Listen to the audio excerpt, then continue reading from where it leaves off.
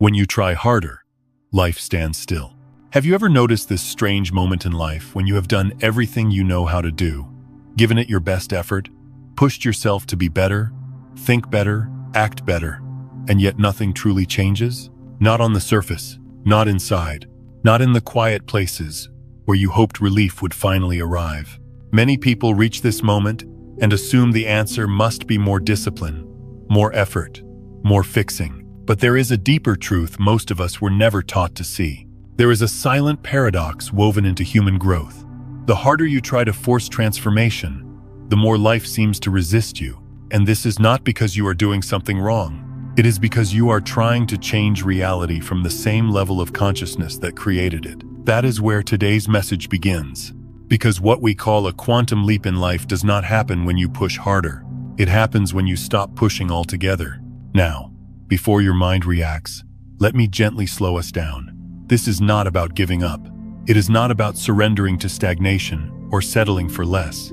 It is something far more subtle and far more powerful. A quantum leap is not a reward for effort.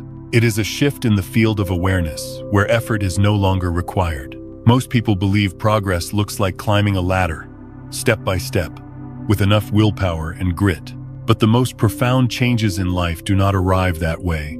They arrive like a sudden change in weather. One moment the sky is heavy, the air thick, and then, without warning, the clouds part. Not because you forced them to move, but because conditions changed. Life works the same way. When you are trying to change your life, there is often a quiet assumption underneath the effort, an unspoken belief that says, something is missing.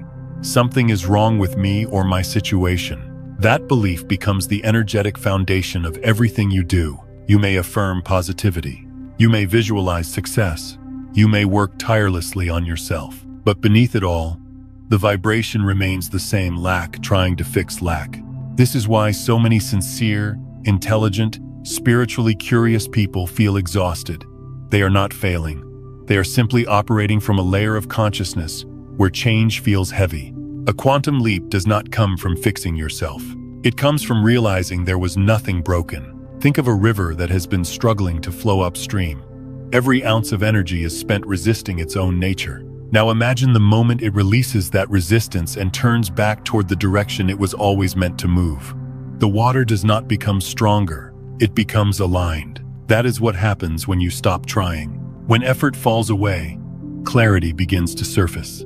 Not because you searched for it, but because nothing is blocking it anymore. Many people misunderstand this moment. They assume stopping effort means doing nothing. But what actually stops is inner friction. When the mind stops arguing with reality, reality starts responding differently. You may have noticed this in small ways. A solution appears when you stop thinking about the problem. A relationship softens when you stop trying to control it. Peace arrives not when circumstances improve, but when you stop demanding that they do. These are not coincidences. They are glimpses into how reality truly moves. At the quantum level, change is not gradual. It is not linear. It is a shift in state. One moment an electron behaves one way, the next moment it behaves another, not because it tried harder, but because the field around it changed. Human consciousness operates in a similar manner. Your life reflects the state of awareness you are inhabiting. When you are locked in effort, you are signaling struggle. When you relax into presence, you are signaling trust. And life responds to trust far more readily than it responds to force. This is why moments of real transformation often happen when people are tired of trying.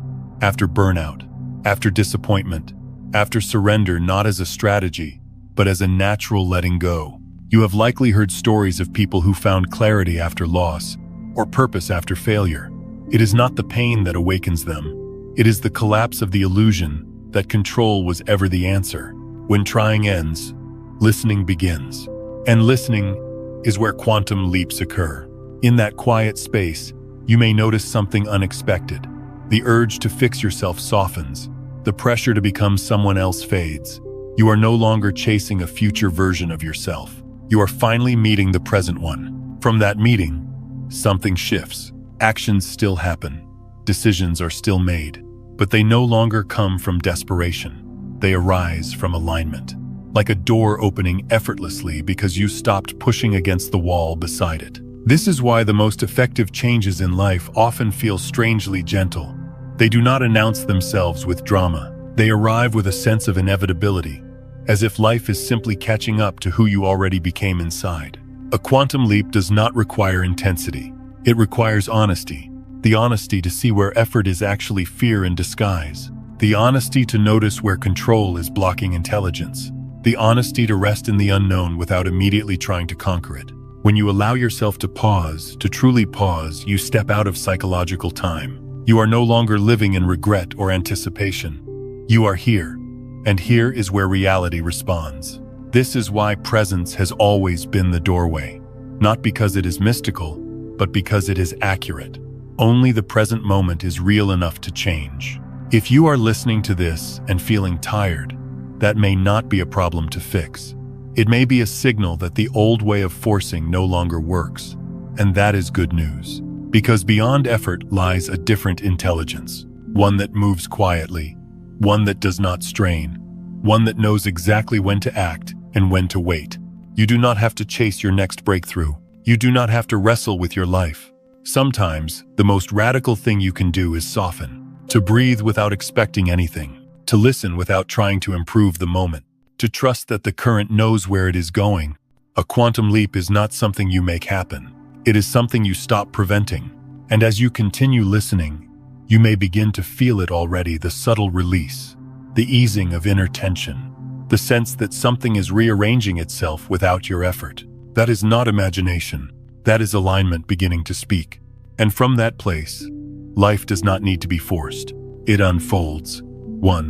Why trying so often keeps you on the same level of reality. There is a quiet misunderstanding that lives inside many sincere people, especially those who have spent years working on themselves, reading books, watching videos, practicing techniques, and genuinely wanting to grow. The misunderstanding is subtle, almost invisible, and yet it shapes the entire way they relate to life. It is the belief that effort itself is proof of alignment, that trying harder must naturally lead to a better outcome. From the outside, this belief looks noble. It sounds responsible. It feels like strength. But from the inside, it often carries a very different emotional signature. There is a profound difference between natural action and effort born from fear, even though they may look identical on the surface. Two people can wake up early, work diligently, and make similar choices. Yet the inner state from which those actions arise can place them in completely different realities. One moves from clarity and trust, the other from urgency and self-correction. One feels light even when tired, the other feels heavy even when resting. Natural action flows from an inner sense of enoughness. It does not ask the world to validate it. It does not negotiate with outcomes. It feels similar to breathing or walking, something that happens because it is appropriate in the moment, not because something terrible will happen if it does not. There is no inner voice watching and judging every step. There is simply participation in life. Effort born from fear feels very different inside the body and the mind. It carries tension, even when disguised as motivation.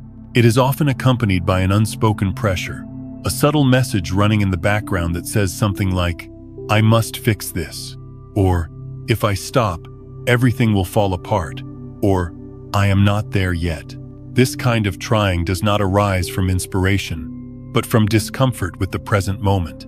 When you are trying in this way, you may not consciously think that now is wrong, but your energy says it clearly. Every attempt to improve, to become, to reach, quietly implies that what is here is insufficient.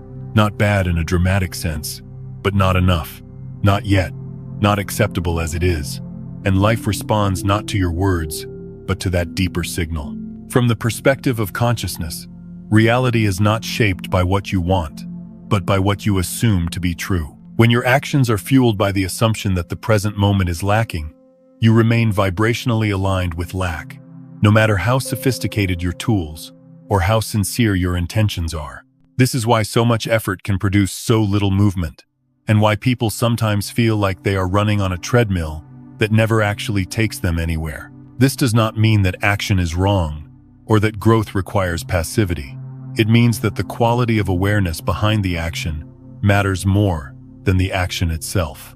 A small step taken from inner alignment can shift more than years of struggle carried by self-doubt. Life does not respond to force the way the mind expects it to. It responds to coherence. In the language of energy, trying is often a signal of separation.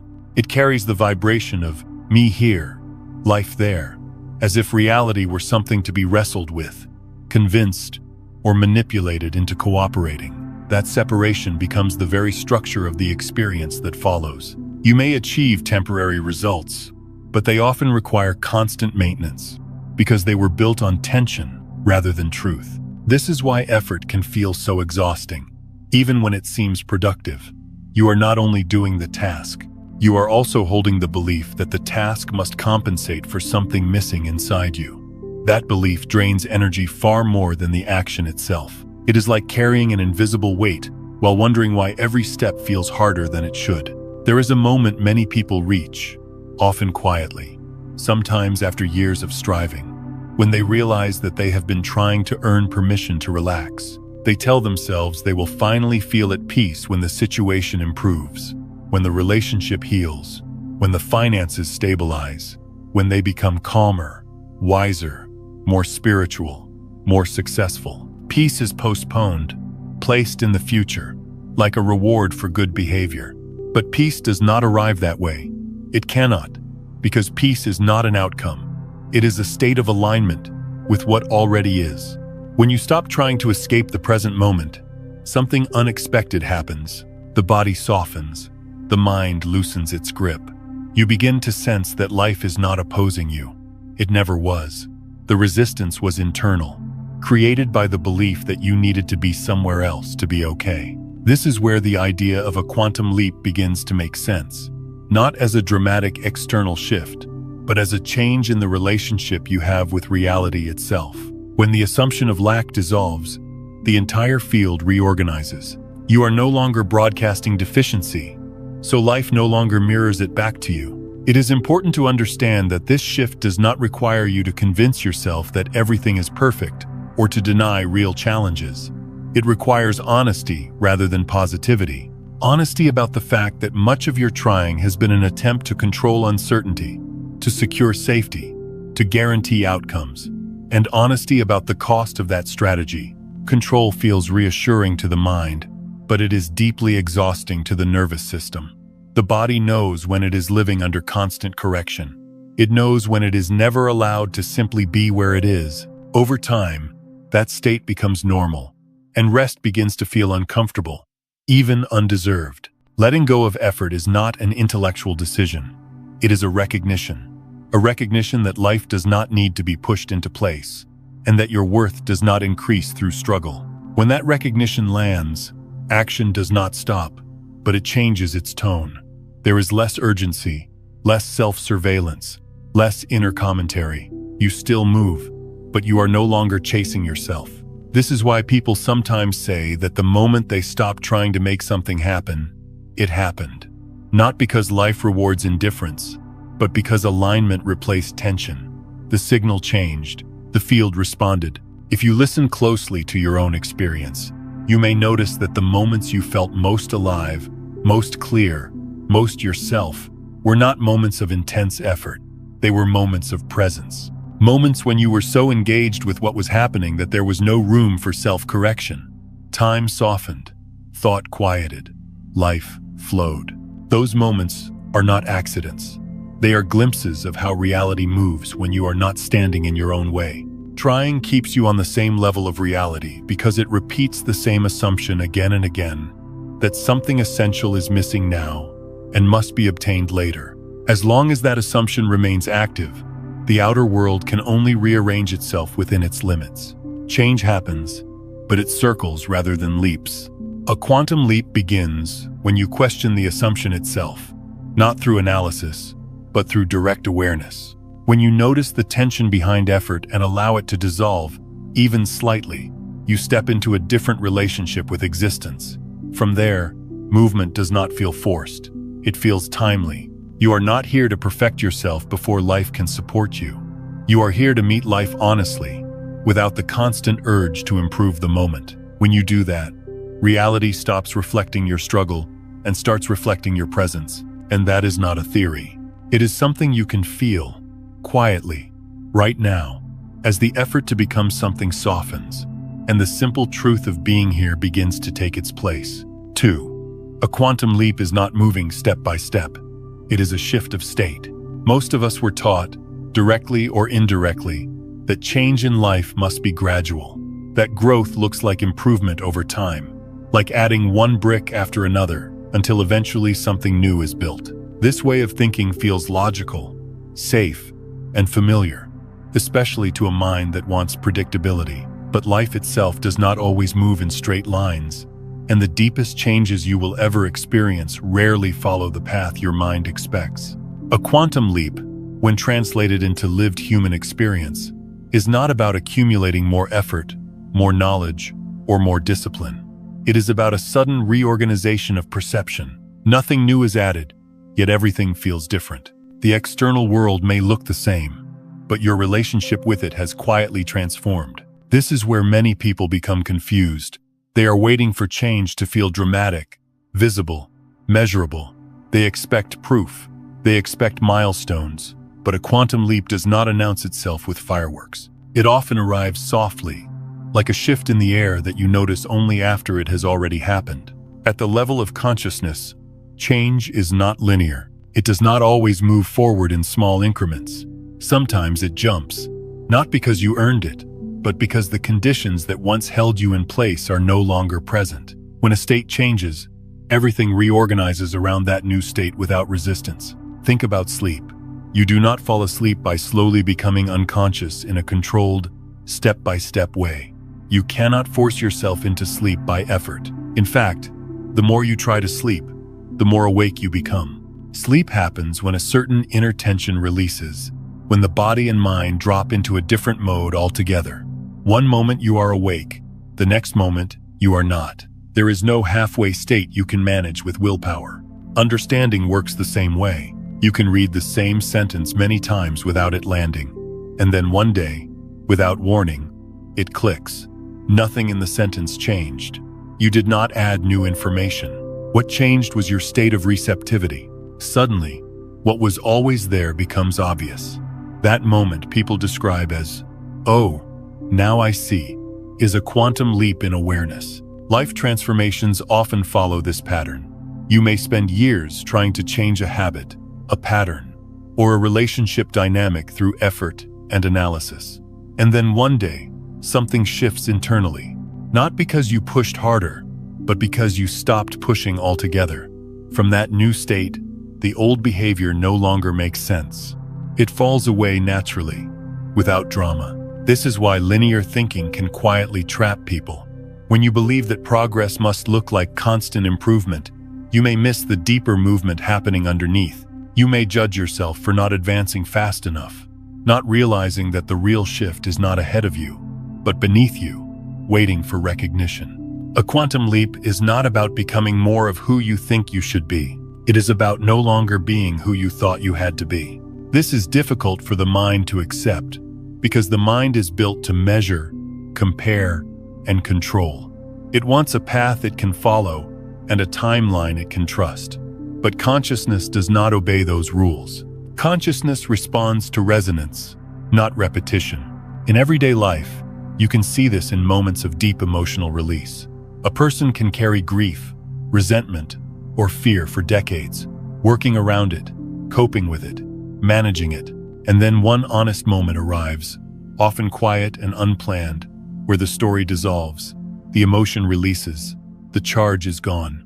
From that moment on, the person is not the same. They did not heal gradually. They shifted states. The same is true for peace. Peace is not achieved by adding calm thoughts on top of anxiety. It emerges when the inner struggle ends, when the mind stops arguing with what is. In that moment, peace is not created. It is revealed. It was always there, obscured by effort. This is why a quantum leap feels less like climbing and more like remembering. You are not moving forward so much as returning to something fundamental, something simple, something honest. When you hear people say that life changed for them overnight, It does not mean their circumstances magically transformed in a single moment. It means their perception did, and perception is the doorway through which reality organizes itself. When perception changes, decisions change. When decisions change, actions change.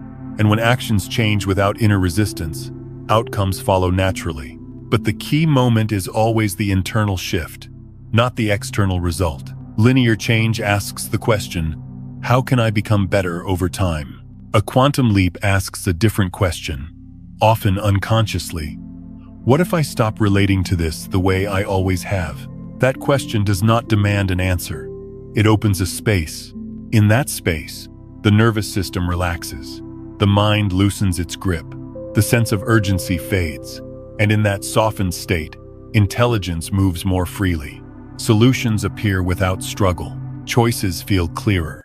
Not because you analyze them better, but because you are no longer clouded by fear. This is why trying to force a quantum leap never works. You cannot manufacture a shift of state through effort, just as you cannot force yourself to understand something you are not yet ready to see. Readiness is not earned. It emerges when resistance ends. The irony is that many people come closest to a quantum leap at the very moment they feel stuck, when nothing seems to work anymore. When old strategies lose their power, when effort feels heavy and unrewarding. From the mind's perspective, this looks like failure. From the perspective of consciousness, it is often the doorway. Because when the old way collapses, a new state becomes available. This is not about abandoning responsibility or withdrawing from life. It is about recognizing that true change does not come from adding pressure, but from removing what no longer belongs. It comes from letting go of the belief that you must continuously push to deserve movement. A quantum leap is not more motion. It is less friction. You may notice that when you stop trying to change, life begins to respond differently. Conversations soften. Opportunities appear without effort. Your reactions slow down. You find yourself choosing differently, not because you plan to, but because you no longer resonate with old patterns. This is the sign of a state change. And once a state changes, going back feels unnatural. Just as you cannot unsee a truth once it is understood, you cannot fully return to a state that no longer matches who you are. The leap does not need maintenance. It sustains itself because it is aligned. So if you are listening to this and wondering why progress feels uneven, why effort does not always match results, consider the possibility that life is not asking you to do more. It may be asking you to shift. Not forward, not upward, but inward, from striving to allowing, from tension to coherence, from trying to being. That shift may feel subtle at first, almost too simple to trust, but simplicity is often the signature of truth. And when that truth is recognized, even quietly, reality has no choice but to reorganize around it. That is how a quantum leap happens, not in steps, but in states. 3. Consciousness is the root. Circumstances are only the effect. Most people grow up believing that life happens to them from the outside in. Circumstances appear, situations unfold, other people act, the world behaves in certain ways, and then, as a reaction, thoughts and emotions arise inside. This model feels obvious because it is what we were taught, and because the senses seem to confirm it every day. You look around, and it appears that reality is solid, fixed, objective, and separate from you. But there comes a point in a person's life, often after disappointment, exhaustion, or deep questioning, when this explanation quietly stops working. You notice patterns repeating no matter how hard you try to escape them. You see the same emotional themes returning in different forms. You realize that changing the surface details does not always change how life feels. And a more unsettling question begins to form, not as philosophy, but as lived experience. What if the world you experience is not as objective as it appears? What if circumstances are not the starting point, but the echo? You do not live inside a neutral reality that simply happens to be the way it is. You live inside a field of meaning shaped by consciousness. Not consciousness as an idea, but consciousness as the state of awareness you inhabit moment by moment. This state is quiet, usually unnoticed, yet it determines how everything is perceived, interpreted, and responded to. Two people can live in the same city, work similar jobs, face comparable challenges, and yet experience entirely different worlds. One feels constantly threatened, pressured, and unsupported. The other feels guided, resilient, and quietly at ease. The difference is not intelligence, luck, or morality.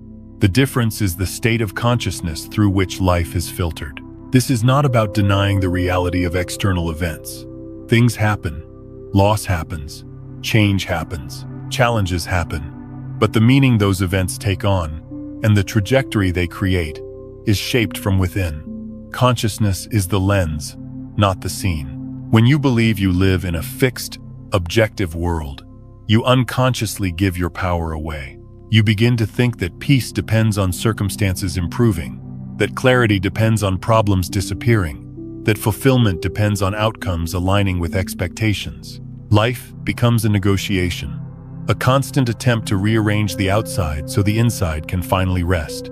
But that rest never lasts, because the root has not been addressed. Reality reflects consciousness in the same way a mirror reflects what stands before it. The mirror does not decide what to show. It does not argue. It simply responds. When the inner state remains the same, the reflection can only rearrange itself within narrow limits. When the inner state changes, the reflection has no choice but to follow. This is why people often feel trapped even when they change environments. They move to a new place, start a new relationship, take a new job, adopt new habits, and for a moment, things feel different. But slowly, familiar tensions return. Familiar disappointments surface. Familiar emotional climates reappear. It feels confusing, even discouraging, until one realizes that the common factor was never the circumstance. It was the state of consciousness moving through it. Consciousness is not your thoughts alone. Thoughts are part of it, but they sit on the surface. Consciousness is deeper. It is the underlying sense of safety or threat, trust or suspicion, openness or contraction. It is the emotional tone that colors perception before thought even begins. When consciousness is shaped by fear, life appears hostile or unstable. When consciousness is shaped by lack, life appears insufficient, no matter how much is gained. When consciousness is shaped by self-doubt, life seems to constantly test your worth.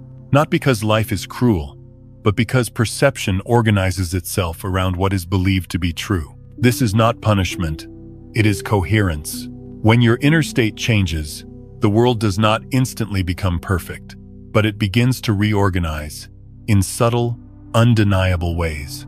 People respond differently. Opportunities appear where there were none. Problems lose their emotional charge. Solutions feel simpler. Not because life suddenly became kind, but because the lens through which life is experienced has softened. This is why real change often feels anticlimactic. There is no dramatic battle, no heroic victory. There is simply a quiet shift in how things land. What once triggered you no longer does. What once consumed your attention fades. What once felt heavy becomes manageable, sometimes even irrelevant. From the outside, little may seem to have changed. From the inside, everything has. When consciousness shifts, circumstances adjust naturally, without force. Just as your body adjusts its posture when tension releases, life adjusts its patterns when inner resistance dissolves. You do not have to instruct it.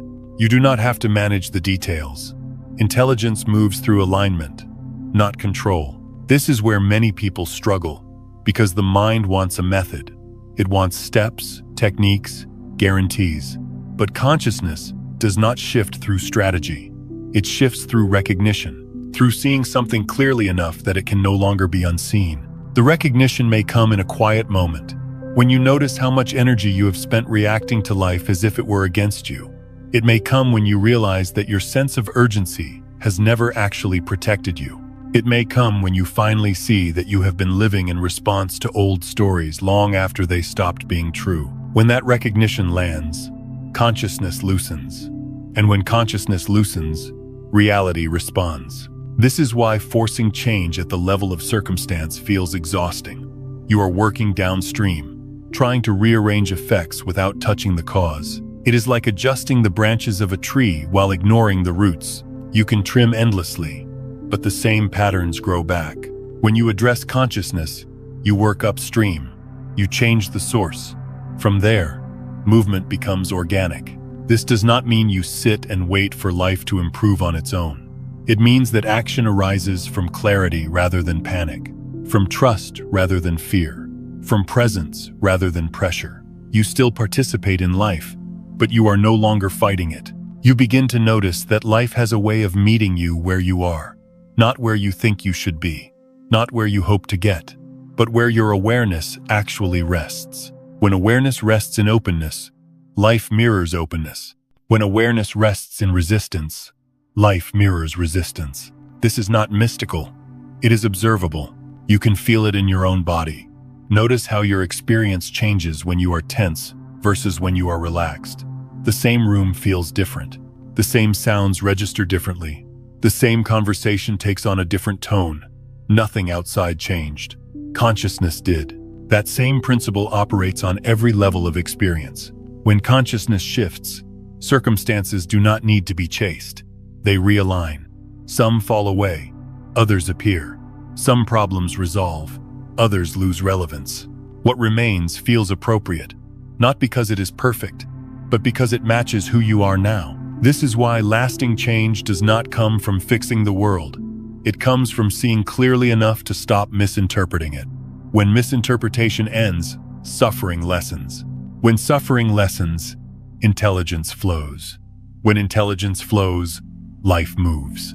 If you have been trying to change your life by managing circumstances alone, it may feel like swimming against a current. That is not a failure.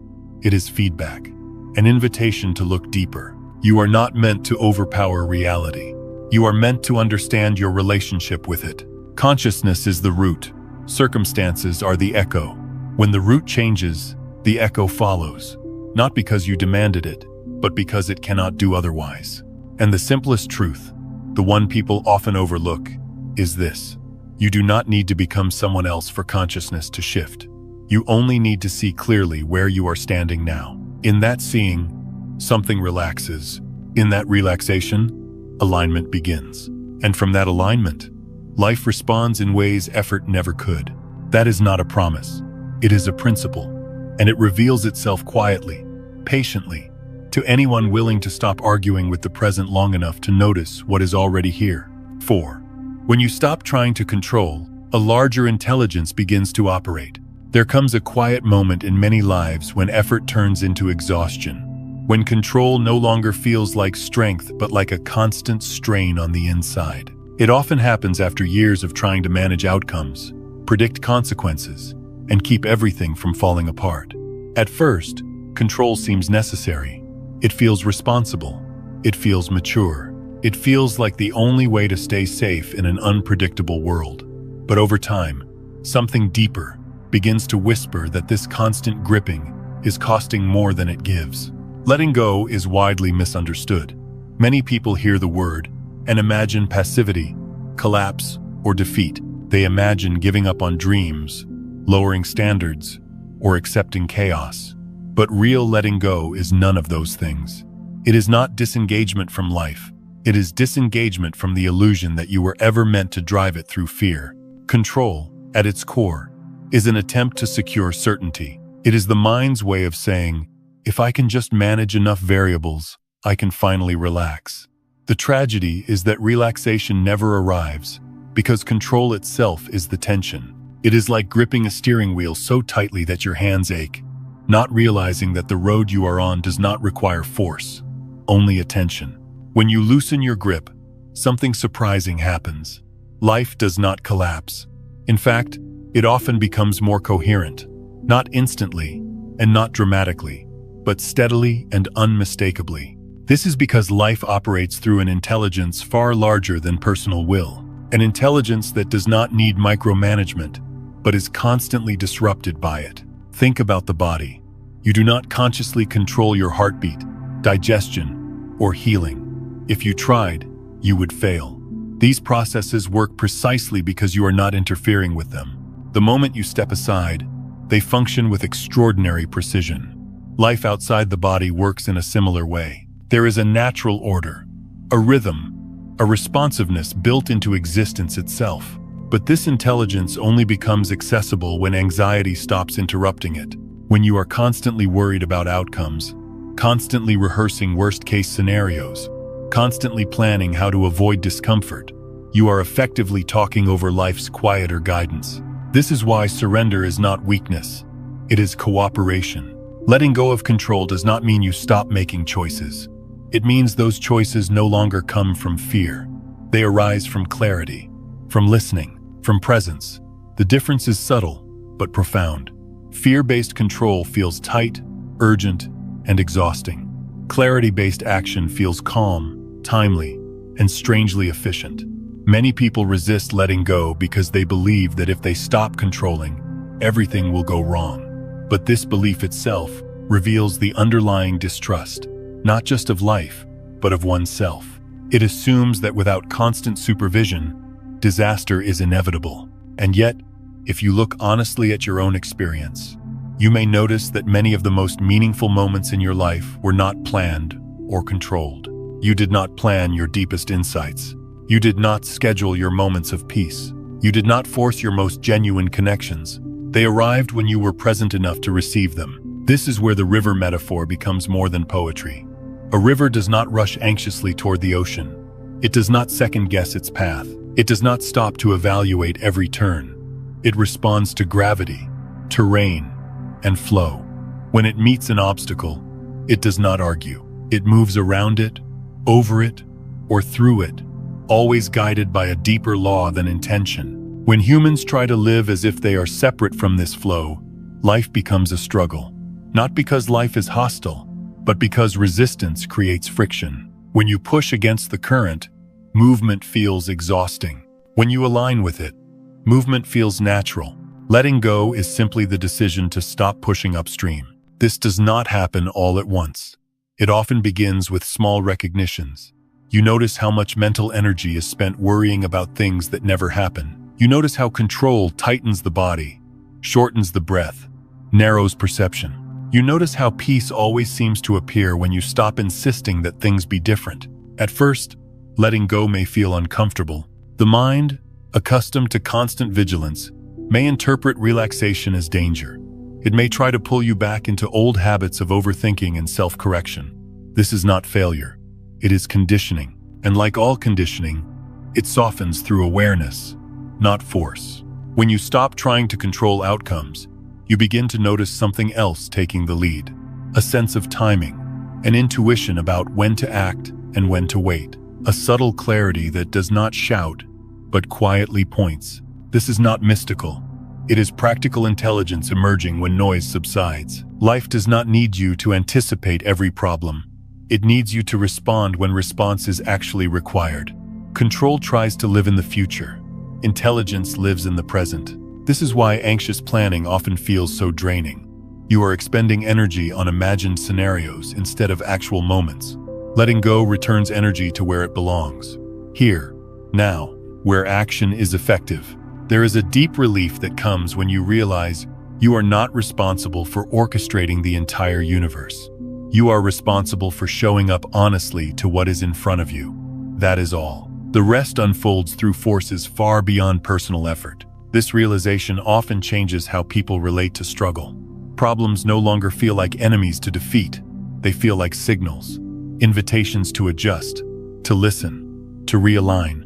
When control loosens, resistance softens, and what once felt like opposition reveals itself as information. The mind may protest this idea because it is used to equating control with survival. But survival-based living is not the same as living fully. Survival keeps you alert, tense, and reactive. Alignment allows you to participate with trust. When you release the illusion of control, you do not become careless. You become responsive. You are no longer dragging the weight of imagined responsibility into every moment. You move lighter. You listen more. You act with greater precision, because your actions are no longer clouded by fear. This is often when life begins to surprise you, not with miracles, but with ease. Situations resolve without drama. Conversations shift naturally. Opportunities appear without force. You find yourself at the right place at the right time more often, not because you planned better, but because you stopped interfering. It is important to say this clearly. Letting go does not mean everything will always go your way. It means you will stop fighting what is. And in that non-resistance, suffering reduces dramatically. Pain may still arise, but it does not harden into bitterness. Change may still be required, but it does not feel like punishment. When you stop gripping the steering wheel of fear, you discover that the vehicle has always known the road. Your role was never to control every turn. Your role was to stay awake. The larger intelligence of life does not ask for blind faith. It reveals itself through experience. Each time you release control and notice that things do not fall apart, trust grows organically. Each time you respond instead of react, clarity strengthens. Over time, a new relationship with life forms, one based not on dominance, but on partnership. This partnership is what allows quantum leaps to occur. Not because you force a breakthrough, but because you stop blocking the flow that was already moving. When anxiety steps aside, coherence steps in. When effort relaxes, alignment emerges. The river does not hurry, yet it reaches the ocean. Life does not strain, yet it evolves. You do not need to push to belong to this movement. You only need to loosen your grip enough to feel it carrying you. And when that happens, quietly, without ceremony, you realize that what you thought was control was actually fear in disguise. And what you feared as letting go was actually freedom returning to its rightful place. Not as an idea, not as a promise, but as a lived, steady experience of moving with life instead of against it. That is when the larger system begins to operate. And it has been waiting patiently, not for you to try harder, but for you to trust enough to step aside. 5. Trying comes from the ego. Allowing comes from the true self. There is a subtle but life-changing distinction that most people never consciously make, yet they feel its consequences every single day. It is the difference between trying and allowing. On the surface, these two words may seem like simple opposites, but beneath them lie two entirely different identities from which a person can live. Trying is the voice of the ego. Allowing is the presence of the true self. The ego is not something evil or wrong. It is a psychological structure that forms early in life to help us navigate the world. It learns through comparison, protection, and adaptation. It asks questions like, how am I doing? How do I look? Am I ahead or behind? What do I need to fix next? The ego is always oriented toward becoming someone in the future. Someone better, safer, more respected, more successful, more spiritual, more complete. From the ego's perspective, the present moment is rarely sufficient. It is either a stepping stone or an obstacle, something to use, correct, or escape. This is why trying feels urgent. It carries the emotional tone of not yet, not good enough yet, not healed yet, not awakened yet. The ego lives in constant preparation for a future version of life that it believes will finally bring peace. Allowing, on the other hand, does not come from the ego at all. It comes from a deeper layer of being, what we might call the true self. The true self does not need to become anything. It is not waiting to arrive somewhere else. It is already here, aware, present, and complete in a way the ego cannot comprehend. The true self does not measure progress the way the ego does. It does not ask whether you are ahead or behind. It does not compare your life to someone else's timeline. It simply notices what is, without judgment, without urgency, without resistance. From this place, action still happens, but it is not driven by the need to prove or fix. This is why trying always carries tension, even when it looks productive. The ego is trying to outrun an internal sense of insufficiency. It believes that effort will eventually earn relief, but relief never lasts, because the underlying assumption remains unchanged. The assumption that you are not enough as you are. Allowing begins where that assumption ends. When you allow, you are not saying that nothing matters or that you do not care. You are saying something far more radical. You are saying that your worth is not conditional on outcomes, that your presence is not dependent on improvement, that this moment, as it is, does not need to be negotiated with before you can inhabit it fully. This shift is deeply unsettling to the ego, because the ego survives by maintaining a sense of lack. Without lack, it has no project. Without a problem to solve, it loses its sense of purpose. This is why allowing can feel frightening at first. It feels like stepping into unfamiliar territory, not because it is dangerous, but because it is quiet. Trying keeps the mind busy. Allowing brings the mind to rest. And in that rest, something extraordinary becomes available. When you stop trying to become someone else, you begin to feel who you already are. Not as a concept, but as a living presence. There is a sense of grounding, of solidity, of ease, that does not depend on circumstances. You may still face challenges. You may still experience uncertainty, but you are no longer defined by them. This is where a quantum leap becomes possible. A quantum leap does not occur when the ego perfects its strategy. It occurs when identification shifts, when you stop living from the identity that believes it must earn its right to exist, and start living from the identity that knows it already belongs.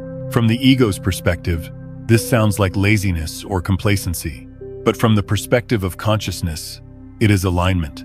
When you align with your true self, effort transforms into participation. Striving becomes movement. Pressure becomes responsiveness. You still act, but your actions are no longer loaded with self-judgment. You still choose, but your choices are no longer fueled by fear of being left behind. You still grow, but growth no longer feels like self-correction. It feels like unfolding. This is why allowing is not passive.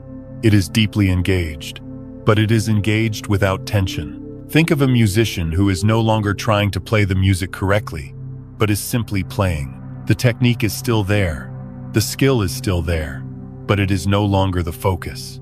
The music moves through them, rather than being forced by them. That is the difference between ego-driven effort and true self-expression. The ego always wants guarantees. It wants to know where this will lead, how long it will take, and what the reward will be. The true self does not need guarantees. It trusts the intelligence of life because it feels itself as part of that intelligence, not separate from it. This trust is not blind optimism. It is embodied knowing. A knowing that you are not alone in the process of living, that you are not carrying the weight of existence on your shoulders, that life is happening through you as much as it is happening to you. When you live from trying, you experience life as a test. When you live from allowing, you experience life as a conversation. The ego speaks loudly and constantly. The true self listens quietly and responds. Quantum leaps happen in listening, not in shouting. This is why so many people reach a turning point only after they are exhausted from trying. The ego runs out of strategies. The familiar tools stop working. And in that collapse, something softer emerges. Not because it was created, but because it was no longer covered over by noise. In that softness, clarity arises. Not the clarity of knowing all the answers, but the clarity of knowing when not to push, knowing when to wait, knowing when to speak, knowing when to let things unfold without interference. This is the intelligence of allowing. Allowing does not mean you accept every situation as permanent. It means you stop fighting reality in order to change it.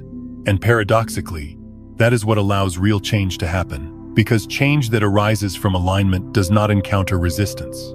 It flows. When you stand in the true self, you are no longer trying to manipulate the future to feel safe. You feel safe enough now to meet the future as it comes. That shift alone reorganizes your entire experience of life. Opportunities feel less threatening. Mistakes feel less personal. Uncertainty feels less like danger and more like openness. This is not because life suddenly becomes easy, but because you are no longer at war with it. A quantum leap is not an upgrade of the ego. It is a movement beyond its dominance. The ego does not disappear. It becomes a useful tool rather than the one in charge. It serves instead of rules. When allowing becomes your natural orientation, you notice that things begin to happen without strain. You meet the right people at the right time. You make decisions that feel obvious rather than agonizing. You stop forcing doors and start noticing which ones are already open. This does not make you special. It makes you aligned. The true self has always been here, quietly present beneath the layers of striving. It does not demand attention. It does not compete. It waits patiently for the moment you grow tired of becoming and curious about being. And when you finally stand there, not as an achievement, but as a recognition, something profound settles in. A sense that nothing essential is missing, that life is not withholding itself from you, that you do not need to earn your place in the flow of existence. From that place, a quantum leap is no longer something you seek. It is something that happens naturally, as a reflection of the state you are now inhabiting. Trying belongs to the ego, because the ego believes it must become. Allowing belongs to the true self, because the true self already is. And when you choose to stand with that truth, gently, honestly, without forcing yourself to believe anything, life begins to move differently around you. Not because you made it, but because you finally stopped getting in the way. 6. The moment you stop is the moment you step out of psychological time. Most human suffering does not come from what is happening right now.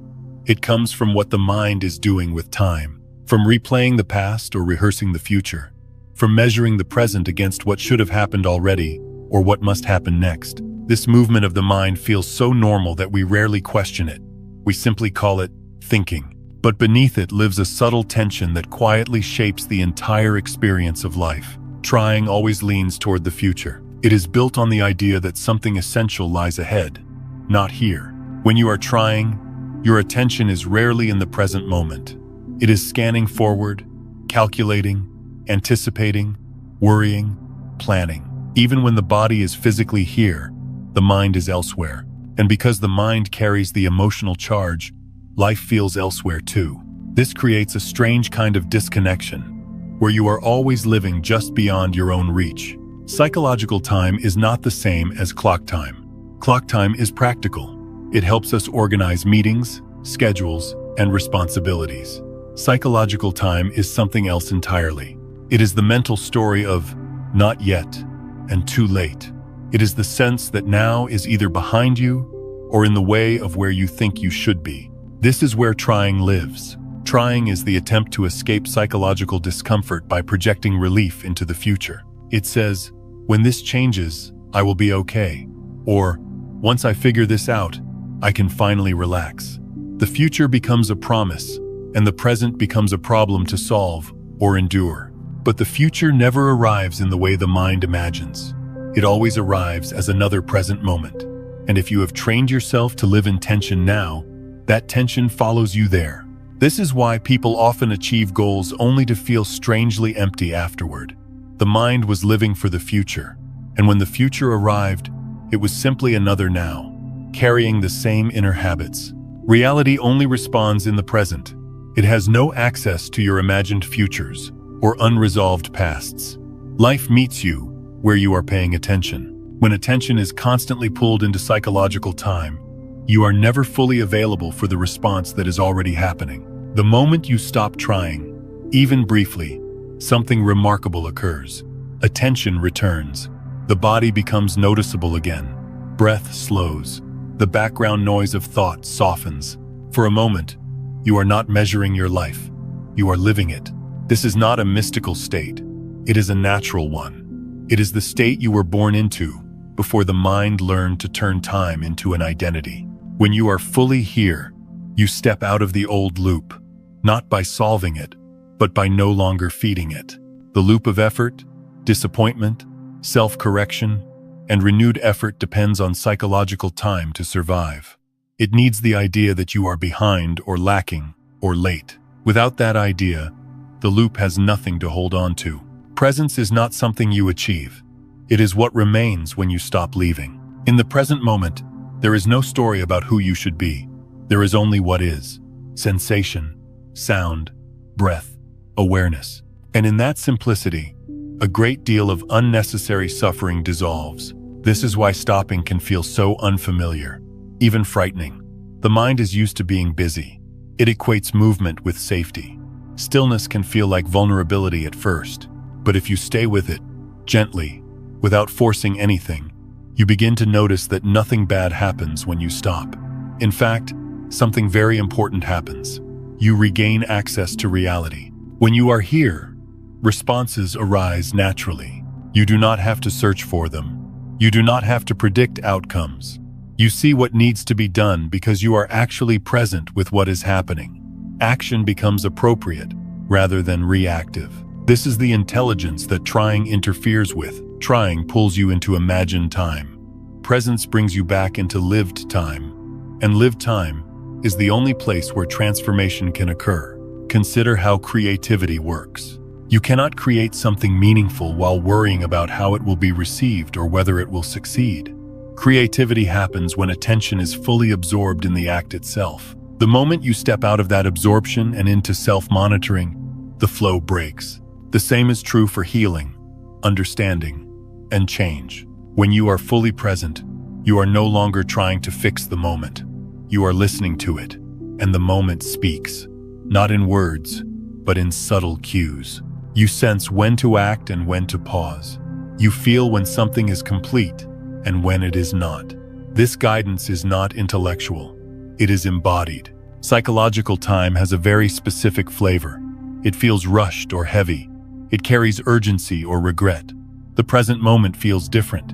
It feels neutral, spacious, alive. Even when it contains difficulty, it does not carry the same weight. Difficulty in the present is something you can meet. Difficulty imagined in time becomes overwhelming. This is why so much of the fear people feel is not actually about what is happening, but about what might happen.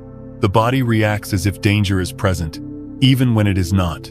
Presence interrupts this pattern. It grounds attention in what is real rather than what is feared. When you stop trying, you stop chasing a future version of yourself. You stop postponing your life.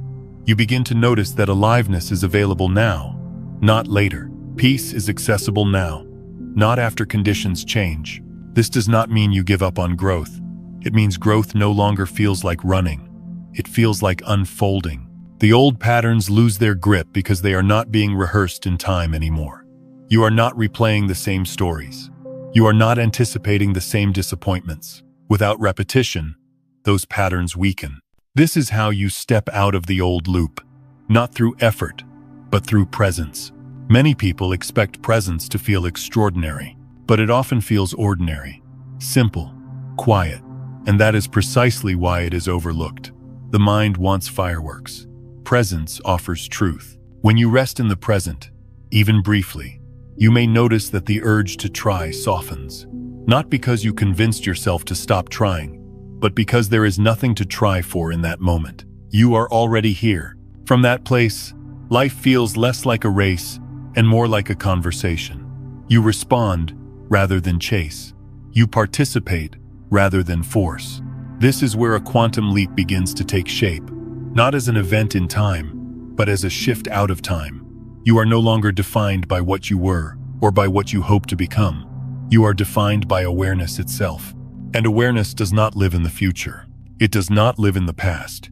It lives now. When you allow yourself to stop, not as a strategy, but as an honest pause, you step out of psychological time. And when you step out of psychological time, the old rules no longer apply. You are no longer bound by the momentum of effort and expectation. You are free to respond freshly. That freshness is what allows new realities to emerge. Not because you forced change, but because you stopped repeating the old. The moment you stop is not a loss of progress. It is the end of illusion. And from that ending, something far more real begins. 7. Why so many people awaken after exhaustion. There is a pattern that appears again and again in human lives, so common that it almost feels universal. People do not usually awaken when everything is going well. They awaken when they are tired, when effort has been spent, when strategies have been tried and failed, when the inner engine that once pushed them forward finally runs out of fuel. This has led many to believe that suffering is necessary for awakening, that pain is the price of truth, that you must be broken before you can be open. But that interpretation is not accurate. Suffering itself does not create clarity. What creates clarity is the ending of struggle. Exhaustion is not a spiritual requirement. It is simply the point at which trying becomes impossible. For a long time, most people live on momentum. They rely on effort, control, self-improvement, and mental endurance to navigate life. Even when things hurt, they keep going. Even when they feel disconnected, they push through. There is a quiet belief that if they just try a little harder, think a little better, hold on a little longer, something will eventually work. And often, it does work. at least temporarily. The system holds together. Life moves forward. But underneath, the cost accumulates. The nervous system stays activated. The mind stays vigilant. The sense of self becomes tightly wound around effort. Eventually, something gives. It may be physical exhaustion, emotional burnout, relational collapse, or a loss of meaning that cannot be ignored. The details differ, but the essence is the same. The old way no longer functions, not because the person failed, but because the strategy has reached its limit. At this point, something unexpected becomes possible. When energy for trying runs out, resistance weakens. The constant inner pressure to manage, fix, and improve dissolves, not by choice, but by necessity. The mind can no longer maintain the story that effort will save it, and in that collapse, a space opens. This space is often misinterpreted as emptiness, depression, or loss of direction. But beneath the discomfort, there is something profoundly important happening. The identity built on striving is losing its grip. When all the old strategies fall away, there is nothing left to hold the familiar sense of self in place. The ego, which thrives on effort and identity, becomes quiet. Not because it has been defeated, but because it has nothing to work with. And in that quiet, awareness reveals itself. This is why exhaustion can feel strangely peaceful once the initial panic passes. There is a relief in not having to maintain the image, the plan, the pressure. Life feels raw, simple, sometimes even tender. You are no longer performing. You are simply here. This is not awakening through pain. It is awakening through surrender. The reason exhaustion can become a doorway is not because it is desirable, but because it removes the last layer of resistance. The energy that was once used to control and strive is no longer available, and consciousness is free to rest in itself. Many people report that their most profound insights came during moments when they could no longer go on as they were. Not because those moments were dramatic, but because they were honest. There was no more pretending, no more self-improvement project, no more spiritual ambition, just being. In that state, the mind is no longer busy projecting a future self or defending a past identity. Psychological time loosens its grip. Attention returns to the present, not because it was practiced, but because there is nowhere else to go. This is why the space that opens after exhaustion often feels unfamiliar. There is no roadmap, no strategy, no role to play. And yet, there is a quiet sense of truth, a feeling that something essential has been touched. What is touched is not a new belief system. It is a deeper layer of being that was always present, waiting beneath the noise of effort. When the old structures collapse, they create a vacuum, and nature abhors a vacuum. Something fills it, not with answers, but with presence. This presence does not explain life, it allows life. From this place, people often notice that they no longer care about many of the things that once consumed them. Not because they have become indifferent, but because those concerns belong to an identity that no longer feels real. The urgency fades, the comparison fades, the need to prove or achieve fades. What remains is simplicity. This is why exhaustion can feel like a disguised doorway. It strips life down to what is essential. You no longer have the energy to maintain illusions. You see things as they are, not as you hoped or feared they would be. And in that seeing, a kind of awakening occurs. Not the dramatic awakening of special experiences or spiritual fireworks, but a quiet awakening to reality as it is. An acceptance that does not resign, but relaxes. An understanding that you do not need to hold everything together for life to continue. This does not mean that exhaustion should be sought or glorified. It simply means that when it happens, it does not have to be wasted. It can be met with gentleness rather than resistance. If you are exhausted, it may not be a sign that you are failing. It may be a sign that a deeper intelligence is asking you to stop doing what no longer works, to stop forcing a version of life that cannot be sustained. When the old strategies collapse, new space opens. In that space, you may find a different way of living, one that does not depend on constant effort, a way of responding rather than pushing, of listening rather than controlling. This is where a quantum leap becomes possible, not because you earned it, but because there is nothing left to block it. The mind often interprets this phase as loss, loss of direction, loss of motivation, loss of identity. But what is actually being lost is not your essence. It is the false self built around striving. What remains is more real. Many people who awaken through exhaustion later describe a sense of gratitude for that breakdown, even though they would never wish it on themselves or others. Not gratitude for the pain, but for the opening that followed. The opening into a life that feels less heavy, less forced, more honest. This is not because life became easy, but because they stopped fighting it. Exhaustion clears the ground. It ends the argument. It brings you to the edge of yourself. And at that edge, if you do not rush to rebuild the same old structures, something new has a chance to emerge. Not as a solution, not as a technique, but as a presence that does not require effort to maintain. That presence is what many people call awakening. And it does not arrive because you suffered enough. It arrives because you finally stopped trying to escape what is. The exhaustion was not the teacher. It was the closing of the door behind you. The opening was always there, waiting on the other side, quietly, patiently, until you had no more energy to resist it. 8. Signs that you are standing at the threshold of a quantum leap. There is a quiet stage in inner transformation that often goes unnoticed, because it does not look like progress in the way the mind expects. It does not feel like excitement or ambition. It does not come with clarity about the future or a surge of motivation. In fact, it often feels like the opposite: a soft tiredness, a subtle disinterest, a sense that something you once pushed so hard for no longer calls to you. Many people misinterpret this stage as stagnation or loss of direction.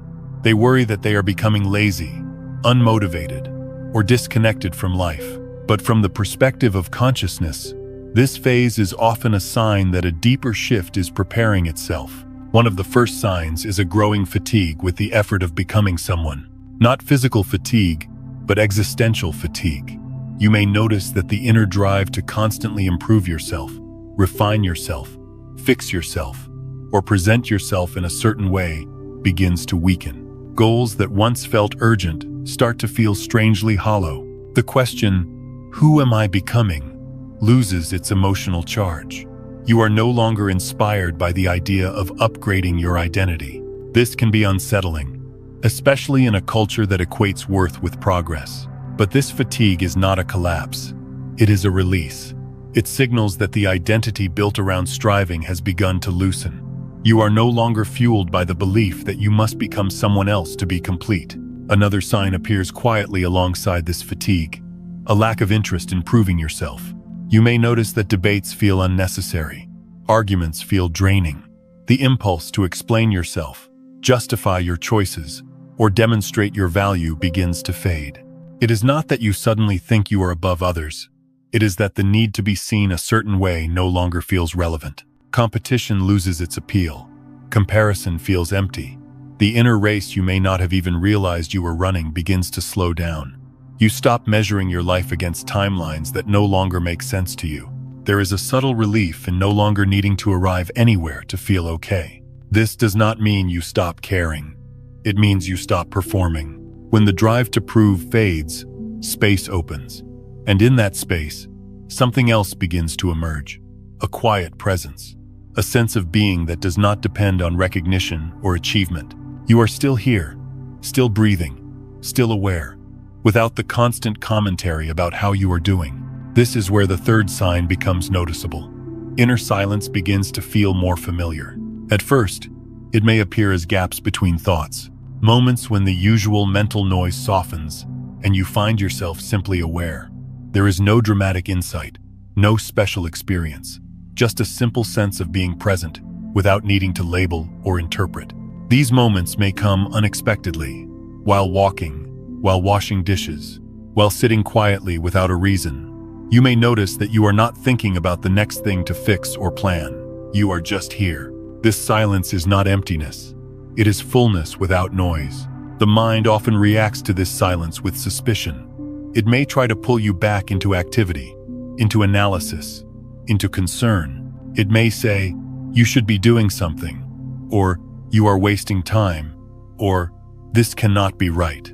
But if you stay gently with the silence, you may notice that it feels grounding rather than dull. This inner quiet is not withdrawal from life, it is intimacy with it. Another sign that often appears is a change in how problems are experienced. Challenges may still arise, but they no longer define your sense of self. You notice difficulties without immediately becoming them. There is a bit more space between what happens and how you react. You respond more slowly, not because you are disengaged, but because you are less identified. This space is crucial. It allows intelligence to move. When identification loosens, perception becomes clearer. You begin to see situations as they are, rather than through the lens of personal threat or ambition. This clarity does not feel analytical. It feels obvious, like seeing something that was always there but overlooked. You may also notice a shift in how you relate to time. The future loses some of its pull. You still plan when needed, but you no longer live inside anticipation. The past loses some of its weight. Old stories feel distant, less emotionally charged. The present moment begins to feel sufficient. This does not mean that life becomes perfect, or that you stop caring about what comes next. It means that the present is no longer a problem to escape. This shift can feel disorienting because it does not match the usual narrative of success or growth. There is no clear next step, no clear identity to move toward. And yet, there is a sense of rightness underneath the uncertainty. This is often when people feel as though they are standing on the edge of something, without knowing what it is. They may say things like, "I feel like something is changing, but I cannot explain it." Or, "I no longer want the things I used to want, but I do not know what I want instead." This in-between state can feel uncomfortable, but it is fertile ground. The mind wants clarity before it moves. Consciousness moves before clarity. A quantum leap does not require you to know what comes next. It requires you to stop clinging to what no longer fits. The signs described here are not instructions. They are indicators that the old orientation is dissolving. When the effort to become someone fades, it does not leave a void. It reveals what was always there beneath the effort. This is why the silence grows clearer. Not because you practiced it, but because there is less noise covering it. The identity that needed constant affirmation has loosened, and in its absence, awareness rests in itself. This stage can be mistaken for depression or loss of motivation, especially if judged through old standards. But there is an important difference. Depression feels heavy and closed. This stage feels open, even if uncertain. There is a sense of space rather than contraction. The exhaustion described earlier often prepares the ground for this stage. Once striving ends, stillness becomes accessible. Once stillness is accessible, awareness recognizes itself. And when awareness recognizes itself, a quantum leap becomes possible. Not because you do anything to cause it, but because you are no longer interfering. The signs are subtle because the shift itself is subtle. It is not about gaining something new. It is about losing what was unnecessary. The constant self-commentary, the pressure to become, the fear of falling behind. As these dissolve, life feels less urgent and more intimate. You begin to trust moments as they are. You listen more deeply. You move more slowly, but with greater precision. This is often when synchronicities increase, not because you are seeking them, but because you are present enough to notice. You find yourself in the right place, without trying to be. Conversations open unexpectedly.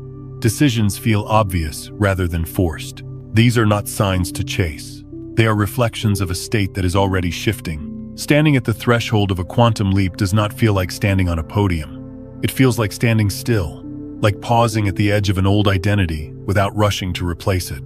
It feels like letting the river carry you rather than swimming toward a destination. If you recognize yourself in these signs, there is nothing you need to do. No practice to add, no belief to adopt. The most supportive thing you can offer yourself is patience and honesty. Allow the fatigue, respect the disinterest, trust the silence. These are not problems to fix. They are messages that something deeper is aligning. A quantum leap does not begin with action. It begins with readiness. And readiness often looks like simplicity, like a willingness to stop becoming and start being, like a quiet acceptance that the old way has completed its work. From that place, life moves, not according to your plans, but according to a deeper coherence that has been waiting for your attention. The signs are not loud, they are gentle, and they are enough. 9. what to do instead of trying, in everyday life. When people first hear the idea of stopping effort, a quiet confusion often arises. If I am not trying, then what am I supposed to do? If I am not pushing, improving, fixing, or managing myself, how does life move forward? This question is honest, and it deserves a grounded answer, not a mystical one. The answer is not to do nothing. The answer is to live differently from the inside. Instead of trying, you begin to practice presence in very small, ordinary moments. Not as a technique, not as a discipline, but as a gentle return to what is already happening. Presence does not require silence, candles, or special conditions. It begins in the simplest acts of daily life, the ones you normally rush through while your mind is elsewhere. When you wash your hands, feel the temperature of the water. When you walk, notice the weight of your body moving. When you eat, taste what is actually there instead of replaying thoughts. These are not exercises to perfect. They are invitations to come back. Each time attention returns to what is happening now, you step out of psychological pressure. You are no longer living ahead of yourself. You are living where life is actually responding. This may seem too simple to matter, especially to a mind accustomed to effort. But simplicity is powerful because it interrupts unconscious patterns. Presence dissolves the habit of living in tension without confronting it directly. You do not fight the mind.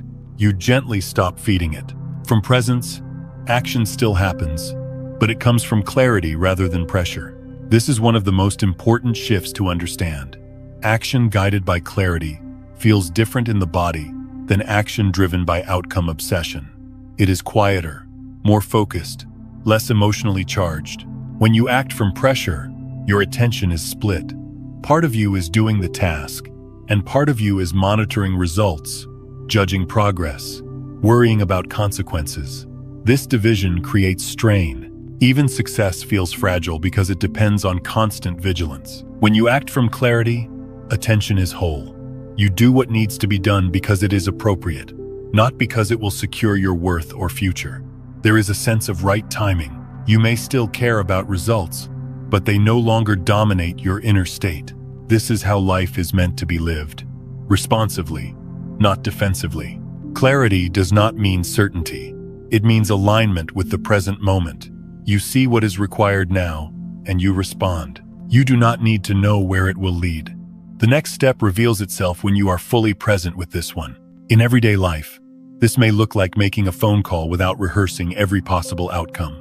It may look like resting when tired without guilt. It may look like saying no without explaining yourself excessively. These small choices signal a deep shift from self-control to self-trust. Another essential aspect of living without trying is allowing experiences to come and go without immediately labeling them as good or bad. The mind has a habit of categorizing everything. This is good. Hold on to it. This is bad. Get rid of it. This habit creates unnecessary resistance. When you allow experiences without labeling, you free a tremendous amount of energy. Emotions move more freely. Situations resolve more naturally. You stop turning temporary states into fixed identities. Sadness arises, and you let it be without making it a problem. Joy arises, and you enjoy it without clinging. Uncertainty appears, and you stay present without rushing to escape it. This allowing does not make you passive. It makes you resilient. Most suffering comes not from experience itself, but from resistance to experience. When you stop arguing with what is, life becomes simpler. Not easier in every sense, but more honest, more workable. In practical terms, this means listening to your body instead of overriding it. It means noticing when tension appears and softening rather than tightening further. It means recognizing when effort is fueled by fear and choosing to pause instead of push. Pausing is not procrastination. It is intelligence. A pause allows clarity to surface. It allows you to see whether action is actually needed or whether it is being driven by habit. Many unnecessary actions fall away when you pause. What remains feels more precise. In relationships, this shift is especially noticeable. Instead of trying to manage how you are perceived, you listen more. Instead of preparing responses, you hear what is actually being said. Conversations become less about control and more about connection. You may notice that When you stop trying to be understood, understanding happens more easily. When you stop trying to change others, they respond differently. Not because you manipulated them, but because your energy is no longer pushing against theirs. This is allowing in action. In work and creativity, the same principle applies. Instead of forcing productivity, you respect natural rhythms. There are times for focus and times for rest. When you honor both, output becomes more sustainable and often more meaningful. Creativity does not respond to pressure. It responds to openness. When you stop demanding results, ideas surface on their own. Solutions appear when you are relaxed enough to receive them. This does not mean abandoning responsibility. It means redefining it. Responsibility is no longer about controlling outcomes. It is about showing up fully to what is here. One of the most radical changes that happens when you stop trying is how you relate to mistakes. Mistakes no longer feel like threats to your identity. They become information, feedback, part of the movement of life rather than evidence of failure. When you allow mistakes without harsh self-judgment, learning accelerates. You adjust naturally. You do not need to punish yourself to grow. Growth happens through awareness, not shame. Living without trying also means allowing yourself to not know. This can be uncomfortable for a mind trained to equate certainty with safety. But not knowing is not the absence of intelligence. It is the absence of false certainty. When you allow not knowing, curiosity replaces fear. You listen more closely. You remain open. Life feels less like a problem to solve and more like a process to participate in. This participation is gentle, but it is not weak. It requires honesty. It requires the courage to stop performing and start being. It requires trusting that you do not need to force life for it to meet you. In daily life, you may notice that when you stop trying, time feels different. You are less rushed. Moments feel fuller. Even mundane tasks carry a sense of presence that was missing before. This is not because the tasks changed. It is because you did. Allowing also means letting go of the constant need to interpret your experience. You do not need to analyze every feeling, justify every choice, or explain every phase. Some things are meant to be lived, not understood immediately. When you stop trying to extract meaning from every moment, meaning reveals itself naturally. This way of living does not eliminate challenges, but it changes your relationship with them. Challenges no longer feel like obstacles to happiness. They feel like movements within life, asking for attention rather than resistance. Over time, you may notice that life becomes more responsive, not because you mastered a technique, but because you are no longer interfering. You notice opportunities sooner. You sense when something is complete. You move with less friction. This is how quantum leaps integrate into everyday life, not through dramatic decisions, but through 1,000 small moments of presence, clarity, and allowing. You do not replace trying with a new effort to allow. That would be the same pattern in disguise. You simply notice when trying arises, and you soften, again and again, gently, without judgment. This softening is not something you achieve. It is something you remember. Life does not ask you to push harder. It asks you to listen more deeply. When you live this way, day by day, the need to force outcomes fades. You act when action is needed. You rest when rest is needed. You speak when it is true. You remain silent when silence is honest. Nothing extraordinary is required. And yet, over time, everything changes. Not because you tried to change it, but because you finally allowed life to move through you without resistance. That is what to do instead of trying, not as a rule, not as a method, but as a way of being that honors the intelligence already at work in your life. 10. A quantum leap arrives as a consequence, not a goal. One of the most subtle traps on any inner path is turning awakening into another objective. At first, this may not even be obvious. It can appear sincere, even spiritual. You hear about quantum leaps, shifts in consciousness, sudden changes in reality, and something inside you thinks, this is what I need. This is what will finally move my life forward. And without realizing it, the mind creates a new destination. The moment that happens, the old pattern quietly returns. When you aim for the leap, you step back into trying. When you chase the shift, you reinforce the sense that something is missing now. The mind is very skilled at disguising effort as wisdom. It can turn even the deepest truths into strategies. But a quantum leap does not respond to strategy. It responds to state. This is the part that can feel frustrating to understand, especially for those who have spent years improving themselves.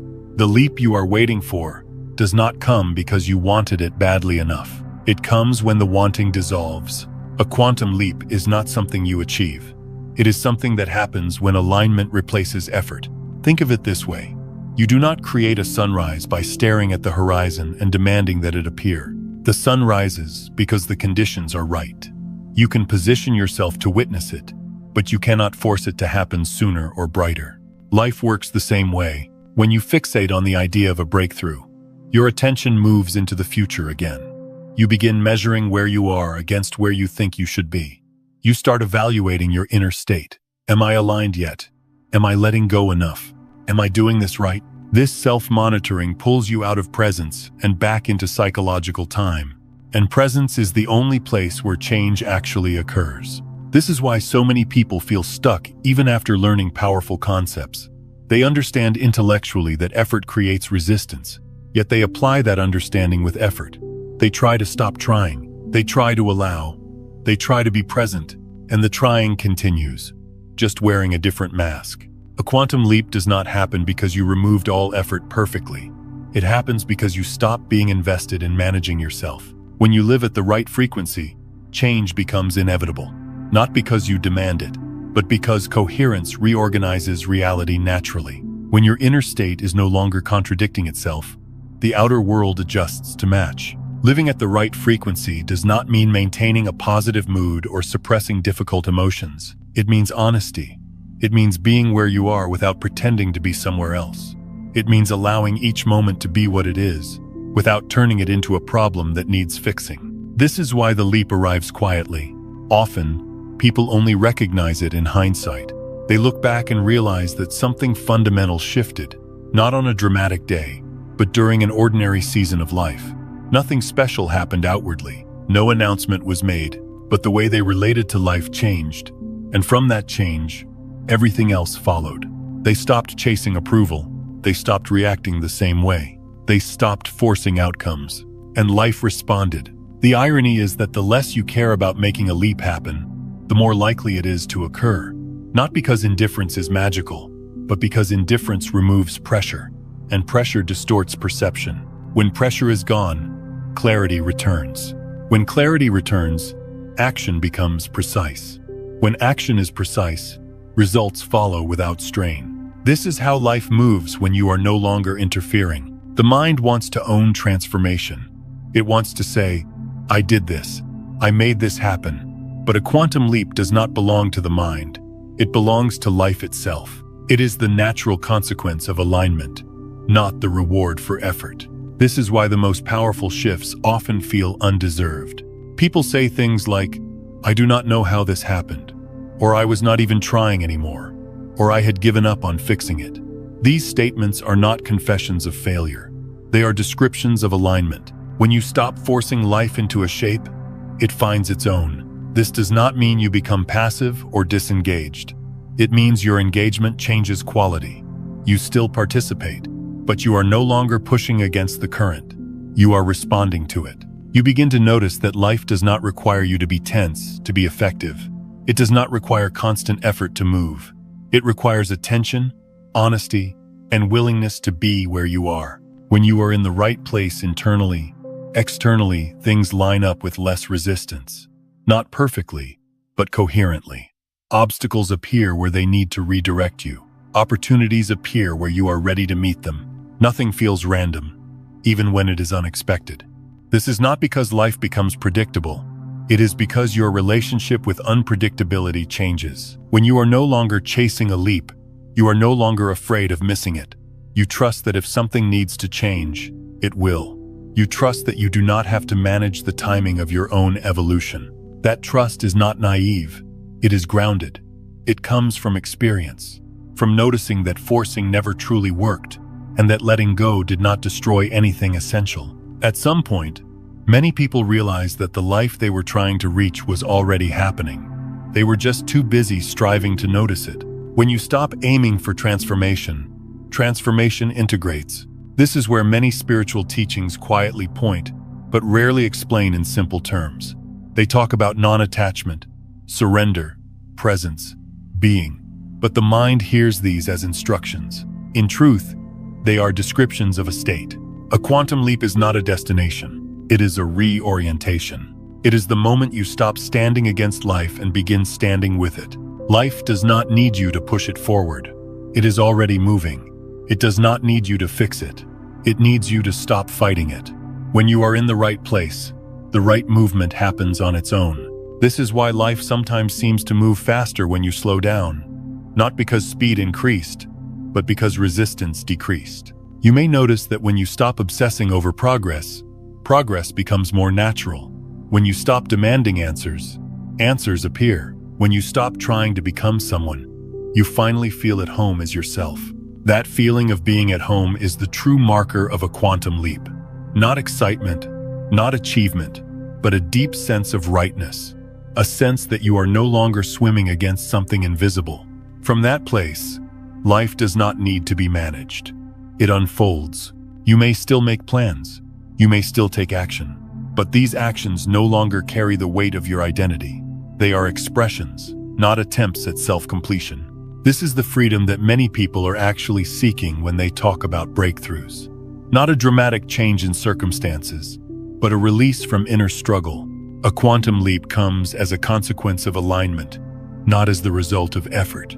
When you aim for it, you miss it. When you forget about it, it finds you. This does not mean you ignore your life or withdraw from responsibility. It means you live fully where you are, without trying to escape the moment. And in that full presence, life rearranges itself naturally. You do not need to push the river. You do not need to convince the sun to rise. You do not need to force your evolution. You only need to be in the right place. And the right place is not somewhere you reach. It is where you stop leaving, when you live from that place, quietly, honestly, without trying to impress life with your effort. The leap happens, not as an event you can point to, but as a new way of moving through the world. You realize one day that things are different, that you are different, and that the struggle you once thought was necessary has simply fallen away. Not because you conquered it, but because you no longer needed it.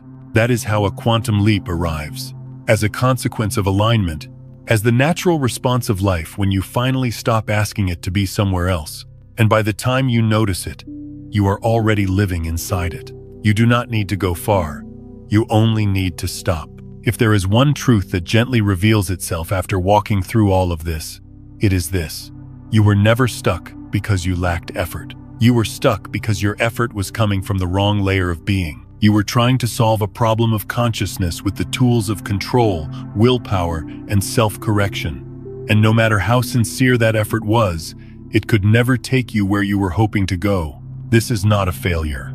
It is a misunderstanding that almost everyone inherits. We are taught very early that movement equals progress, that striving equals value, that becoming someone else is the way out of discomfort. So when life feels heavy or unclear, the instinct is always the same. Do more, fix more, push harder, improve yourself until peace finally arrives. But peace does not arrive that way, and neither does a quantum leap. A quantum leap is not something you manufacture. It is not something you schedule or earn. It is what happens when the inner interference stops, when the noise quiets enough for a deeper intelligence to take over, when effort relaxes and alignment becomes possible. This is why so many people feel a strange relief when they finally stop trying to improve themselves. Not because they have given up on life, but because they have stopped fighting it. They realize, sometimes with surprise, that nothing essential collapses when they step out of the struggle. In fact, something essential finally has room to breathe. You do not need to go somewhere else to find this.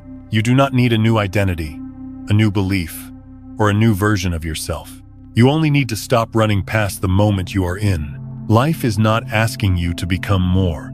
It is asking you to be here, fully, honestly, without editing yourself or rehearsing your future. The present moment does not need to be improved before it can be inhabited.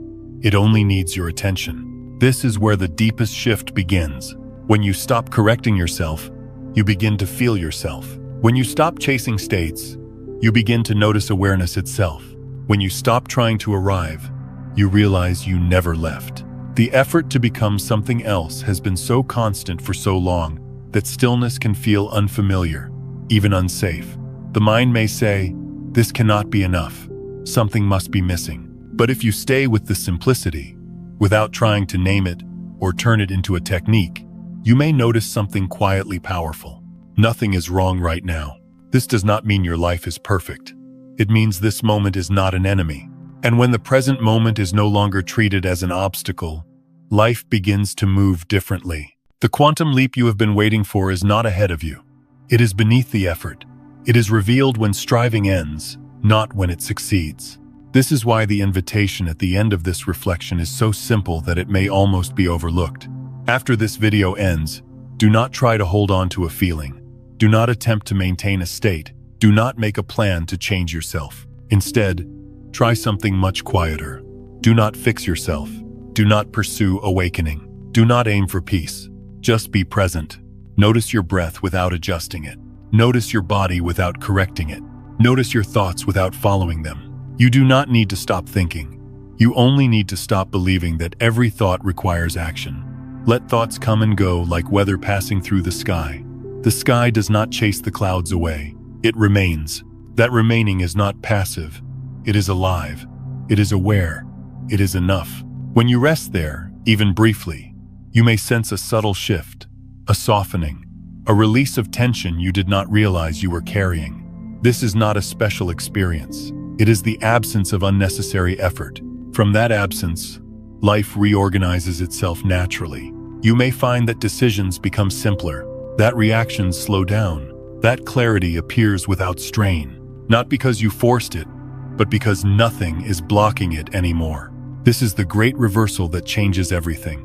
The realization that life does not need to be pushed, only met, that you do not need to become someone else to belong. That awareness itself is already whole, already complete, already present.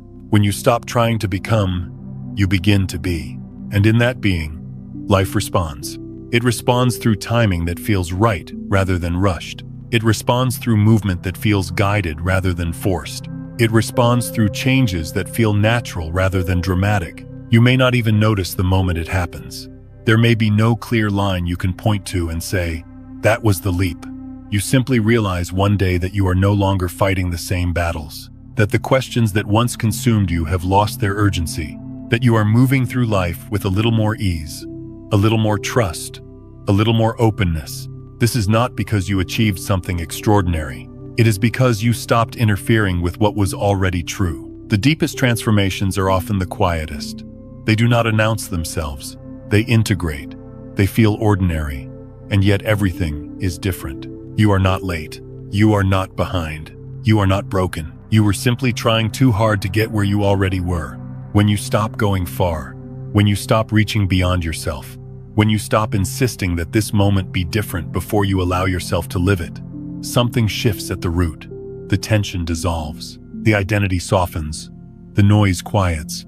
And in that quiet, life begins to move again. Not because you commanded it, not because you earned it, but because you finally stepped out of the way. When you no longer try to become, you begin to be. And when you begin to be, life begins to change. Not as a miracle, not as a reward, but as a natural response to alignment. You do not need to go far. You do not need to reach higher. You do not need to fix what you are. You only need to stop long enough to notice where you already are. And right there, in that stopping, the quantum leap you were searching for quietly reveals itself, not as something new, but as the life that was waiting for you to arrive fully. And you arrive not by effort, but by presence.